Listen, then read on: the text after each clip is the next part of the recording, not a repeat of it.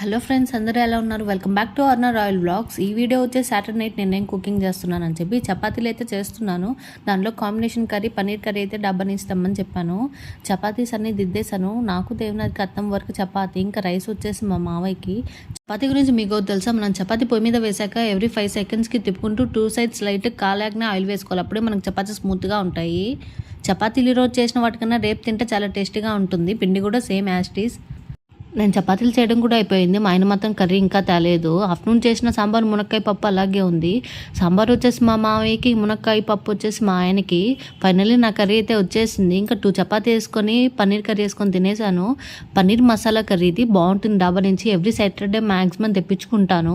అదేంటో మనం ఇంట్లో చేసుకుంటే ఎంత టేస్టీగా అనిపించదు. అంతేగా ఎంతైనా పురుగింటి పుల్ల కూడా బాగా టేస్టీగా ఉంటుంది అంటారు కదా. ఒక చపాతీ పీస్ తీసుకుని దాంట్లో పన్నీర్ ముక్క ఇంకా ఆనియన్ ముక్క పెట్టుకొని తింటే సూపర్ కాంబినేషన్. అసలు మీరైతే సబ్స్క్రైబ్